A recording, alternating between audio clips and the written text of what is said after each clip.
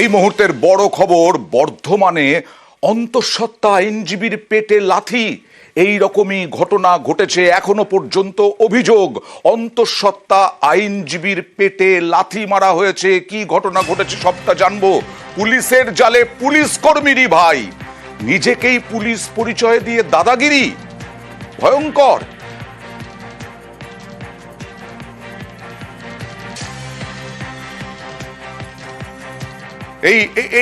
এর বিরুদ্ধে অভিযোগ পুলিশ কর্মীর ভাই। কি অভিযোগ, কি ঘটনা ঘটেছে, প্রথমে জানবো শরদিন্দুর কাছ থেকে। শরদিন্দু, প্রথমেই অয়নদা জানিয়ে রাখি যে এই যে মূল অভিযুক্ত তার নাম রোহিত দাস। আচ্ছা। তার দাদা হাওড়া পুলিশে চাকরি করে। আচ্ছা। এবং দাদার মোটরসাইকেল নিয়েই সে বেরিয়েছিল 15 তারিখ। এবং এই যে অন্তঃসত্ত্বা মহিলা আইনজীবী, তার অভিযোগ ছিল যে বর্ধমানের জেলখানা মোড়ের কাছে একটি মোটরসাইকেলের সঙ্গে তার মোটরসাইকেলের ধাক্কা লাগে এবং তারপরই এই যুবক নিজেকে বর্ধমান পুলিশ পরিচয় দিয়ে তাদের কাছে এসে তাদের ওপর মারধর করে, এমনকি এই মহিলার পেটে লাথি মেরে রাস্তায় ফেলে দেয়। এবং তারপর থেকেই মহিলার অভিযোগ ছিল, না বর্ধমান থানা, না বর্ধমান মেডিকেল, কেউ বিষয়টি গুরুত্ব দেয়নি। এরপরে তারা বর্ধমান বার অ্যাসোসিয়েশনে অভিযোগ জানায় এবং বার অ্যাসোসিয়েশনের পক্ষ থেকে সব জায়গায় সংশ্লিষ্ট সব জায়গায় অভিযোগ জানানো হয়। এবং তারপরই দেখা গেল এই রোহিত দাসকে পুলিশ গ্রেপ্তার করতে সমর্থ হয়েছে এবং তার বিরুদ্ধেই এই মারধরের অভিযোগ। যদিও এই যুবক পুলিশ দাদার মোটরসাইকেল নিয়ে বেরিয়েছিল, এর মোটরসাইকেলে তার মানে কি পুলিশ স্টিকার সাটা ছিল? একেবারেই পুলিশ স্টিকার লাগানো ছিল এবং তাতেই তাকে আইডেন্টিফাই করা সম্ভব হয়েছিল ওই পরিবারের পক্ষ থেকে। কারণ সেই যুবকও নিজেকে বর্ধমান পুলিশ পরিচয় দিয়েছিল এবং তারপরে তাকে গ্রেপ্তার করার পর দেখা যাচ্ছে সে পুলিশের সঙ্গে যুক্ত নয়। তার দাদা পুলিশে চাকরি করে, আর সেই দাদা পুলিশে চাকরি করায় ভাই পুলিশ স্টিকার লাগানো মোটরসাইকেল নিয়ে ঘুরে বেড়াচ্ছিল এবং যেটা বললে যে দাদাগিরি, সেই দাদাগিরি একরকম দেখিয়েছে সেদিন। অন্তত অভিযোগ মহিলা আইনজীবী তার, এবং সেই যে তিনি অন্তঃসত্ত্বা ছিলেন, এই লাথিতে তার পেটের ভ্রূণ, দেখুন কি অবস্থা। এমনও অভিযোগ। দাদা পুলিশে চাকরি করেন, তার জন্য তার রোয়াব কত, তার মাস্তানি কত। একজন আইনজীবী, আইনজীবী হোক যেই হোক, অন্তঃসত্ত্বাকে পেটে লাথি। কি না ধাক্কা লেগেছে বাইকে, একেবারে মাস্তানি। পুলিশ স্টিকার সাটা ছিল ওই মোটর বাইকে। এই রোহিত দাস দেখুন আজকে প্রতিবাদে পেন ডাউনও করেছেন আইনজীবীরা। আর শরদিন্দু যেটা বলছিলেন, পুলিশ দাদা বলে কি বর্ধমান থানা সেইভাবে কাজ করতে চায়নি?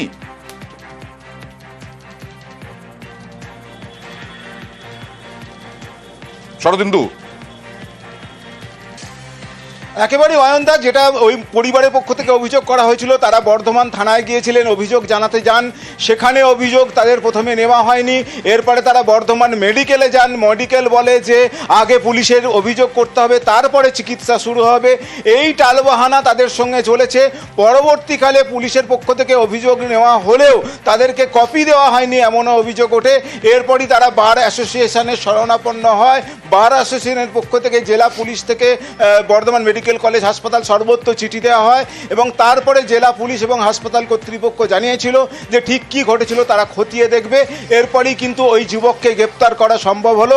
অন্যদিকে পূর্ব ঘোষণা অনুযায়ী বর্ধমান বার অ্যাসোসিয়েশনের পক্ষ থেকে আজকে কিন্তু পেন ডাউন চলছে, অর্থাৎ আইনজীবীরা আজকে কাজে যোগ দেননি এই ঘটনার প্রতিবাদে। এবং তারা জানিয়েছিল যে 72 ঘন্টার মধ্যে গ্রেপ্তার বা পরবর্তী পদক্ষেপ না নেওয়া হলে তারা আরো বৃহত্তর আন্দোলনে যাবে। কিন্তু তার মধ্যেই ওই যুবককে গ্রেপ্তার করলো পুলিশ এবং তাকে আজকে আদালতে তোলা হচ্ছে। পুলিশের স্টিকার সাটা বাইকে হম্বিতম্বি। ধৃত রোহিত দাসের বাড়ি শক্তিগড়ের গাংপুরে। আর যখন নিয়ে যাওয়া হচ্ছে কোর্টে, তখন কি বলছে এই রোহিত, দেখুন। মুখোমুখি হয়েছিল, মুখে যেমনি বাইক চালালে যেমনি। তারপর আর কিছুই নাই। ওনারা বলেছে আমি উকিল আছি, আমি আমার পাওয়ার বেশি না। এবার দেখাবো শান্তিনিকেতনে ভয়ঙ্কর কাণ্ড। মানবিকতার বদলে জালিয়াতি। দেখাবো একটা বাড়ি। এই বাড়ি এবং জমি মিলিয়ে 10 কাঠা বিক্রি করে দিয়েছে কে? এই বাড়ির মালিকের পরিচারিকার মেয়ে। মানবিকতাটা কি দেখাবো, বলবো আরো বিস্তারিতভাবে, একেবারে জালিয়াতি করে, বিভিন্ন তথ্য জালিয়াতি করে শান্তিনিকেতনে পরিচারিকার মেয়ের জালিয়াতি প্রকাশ্যে চলে এসেছে, তাকে গ্রেফতারও করা হয়েছে। এক দম্পতি, অধ্যাপক দম্পতি, শিক্ষক দম্পতি, তারা থাকতেন এই বাড়িতে, তাদের মৃত্যু হয়, তার ছেলে বিদেশে গিয়েছিলেন, তার মধ্যেই এই পরিচারিকার মেয়ে বেচে দিলেন 10 কাঠার এই বাড়ি, ছবি, বাড়ি, জমি সব। এই এরকম বিরাট বাড়ির কথা বলবো প্রতিনিধি ইন্দ্রজিতের সঙ্গে। ইন্দ্রজিৎ, কি করলো, আরো কারা জড়িত এর সঙ্গে? না হলে তো একাই মহিলা করতে পারেন না।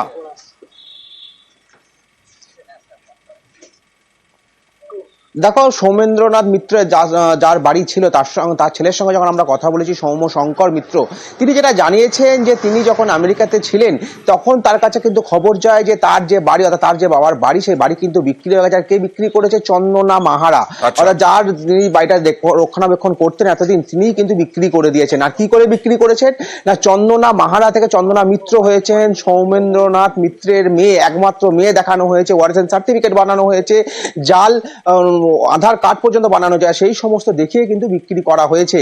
আর এখানেই কিন্তু প্রশ্ন উঠছে যে এই সমস্ত জাল আধার কার্ড, জাল ওয়ারেন্ট সার্টিফিকেট, এই সমস্ত সার্টিফিকেটগুলি কোথা থেকে তৈরি হলো, আর সেটা নিয়েই কিন্তু প্রশ্ন তুলছেন সৌমেন্দ্রনাথ মিত্রের ছেলে। আমি আসবো তোমার কাছে ইন্দ্রজিৎ। ছবিতে আমরা দেখতে পাচ্ছি, দেখুন, চন্দনা মাহারা আসলে নাম, কিন্তু তিনি চন্দনা মিত্র করে নিলেন, মানে এই মিত্র পরিবারের মেয়ে এরকম দাবি করলেন, এবং এই সমস্তটা করে তিনি এই বড় একটা সম্পত্তি বেচে দিলেন। যিনি অভিযোগ করেছেন, অর্থাৎ ওই মৃত দম্পতির ছেলে পরিবার সহ বিদেশে যান, তিনি আমাদের সঙ্গে কি কথা বলেছেন দেখুন। আমি তো আমেরিকা গেছি 2 জুন, জুলাইয়ের মাঝামাঝি সময় থেকে আমাকে আমাদের কেয়ারটেকার বলতে শুরু করে যে কতগুলো ছেলে এসে বলছে যে তারা বাড়িটা কিনে নিয়েছে এবং ওই চন্দনা মাহারা ওটা বিক্রি করে দিয়েছে।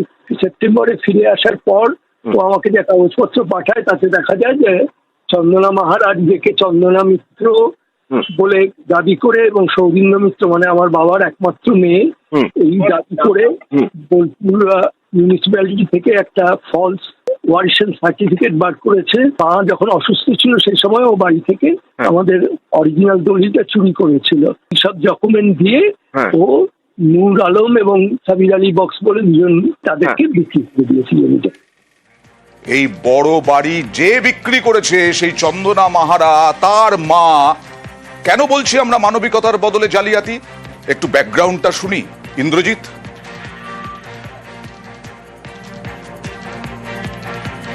একদমই, দেখো, এই যে যার বাড়িতে পরিচালিকা ছিলেন তার বাবা এবং তার মা, তার বাড়িতে কিন্তু এই মানুষ হয়েছিলেন এই চন্দনা মাহারা, এবং তার বিয়ে দেওয়া থেকে শুরু করে তাকে বাড়ি করে দেওয়া সমস্ত কিন্তু কিছু করেছিলেন এই মিত্র পরিবার। আর তারপরে কি দেখা গেল, যখন এই মিত্র পরিবার যখন বুঝতে পারলো এই চন্দনা মাহারা আর তাদের সঙ্গে কিছু একটা করছে, তারপরে তাকে কিন্তু বাড়ি থেকে সরিয়ে দেওয়া হয়। আর তারপরে বছর 2-এর মধ্যেই দেখা গেল তার বাড়ি, অর্থাৎ যার সম্পত্তি, সে সম্পত্তি কিন্তু একদম জালিয়াতি করে কিন্তু বিক্রি করে দেওয়া হয়েছে। আর বিক্রি কিভাবে করা হলো সেটা জাল, সমস্ত কিছু আধার কার্ড থেকে শুরু করে ওয়ারেন্ট সার্টিফিকেট সমস্ত কিছু জাল নথি বানানো হলো। যে মহিলা বিক্রি করেছেন চন্দনা মাহারা, তাকে মানুষ করা, তাকে আশ্রয় দেওয়া, ওই বাড়িতে থাকা, তার বিয়ে দেওয়া পর্যন্ত করেছেন এরা, তাই তো? হ্যাঁ, একদমই তাই, এমনটাই কিন্তু জানিয়েছেন বর্তমানে যিনি ওই বাড়ির মালিক বলে বলছেন, অর্থাৎ সৌমেন্দ্রনাথ মিত্রের ছেলে সৌম্য শঙ্কর মিত্র। তিনি কিন্তু এমনটাই কিন্তু জানিয়েছেন, তার বাড়ি থেকে থাকা থেকে শুরু করে খাওয়া দাওয়া, বিয়ে হওয়া সমস্ত কিছু দায়ভার নিয়েছিল এই মিত্র পরিবার। আর তার পরবর্তী সময় কি দেখা গেল না, এই চন্দনা মাহারাই কিন্তু তাদের যে সম্পত্তি, সেই সম্পত্তি হাতিয়ে নিল এবং হাতিয়ে নিয়ে বিক্রি করে দেওয়ার মতন অভিযোগ উঠল। যদিও ইতিমধ্যে শান্তিনিকেতন থানার পুলিশ এই চন্দনা মাহারা বলে যে মেয়েটি, তাকে কিন্তু গ্রেপ্তার করেছে এবং বোলপুর কোর্টে পাঠানো হয়েছিল, এবং তাদেরকে 14 দিনের পুলিশি হেফাজত দেওয়া হয়েছে। ওকে, দেখা যাক চন্দনা মাহারা একা নাকি আরো অনেকে আছেন।